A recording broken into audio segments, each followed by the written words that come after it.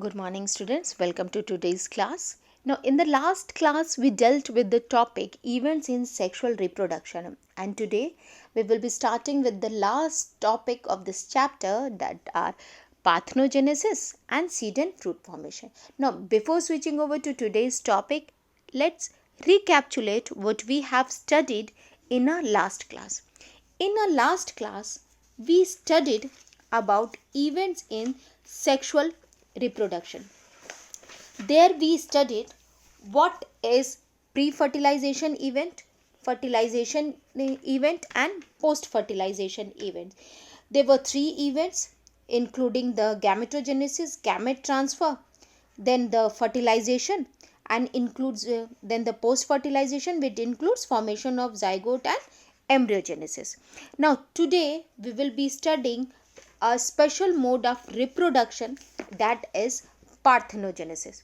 Now parthenogenesis is a special form of sexual reproduction involving the development of female gamete without any fertilization. It means the growth and the development of an embryo or seed without fertilization by a male. It occurs naturally in some lower plants also, in vertebrates like aphids also, and in some vertebrates like lizards, some fish and even turkey.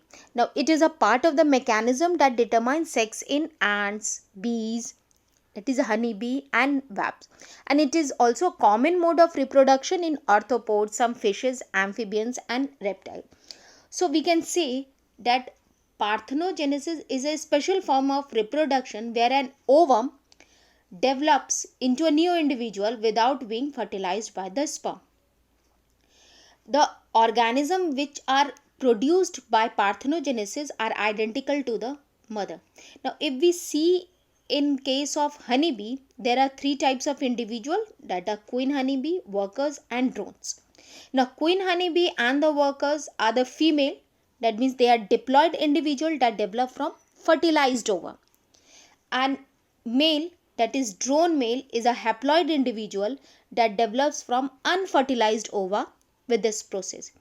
So queen bee lays both fertilized and unfertilized egg. From unfertilized egg, drone male is produced, and from an fertilized egg, queen fertile female and worker sterile female are produced. So these are the natural form of parthenogenesis, that means natural parthenogenesis which occurs naturally in some of the organism. Now it could be haploid also and it could be diploid also. Haploid, as we have seen in honeybee, that males develops from unfertilized egg and the female develops from fertilized egg.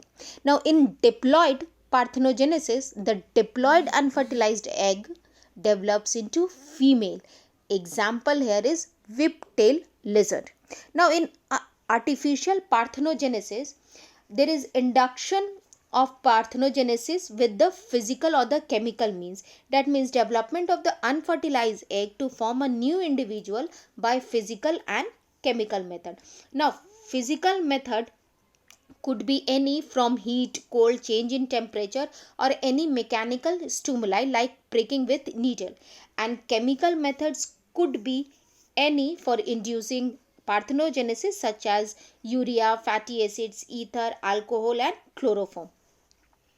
Now parthenogenesis has some of the advantage also, as in some cases, as in honeybee, it determines sex in some cases, that is honeybee.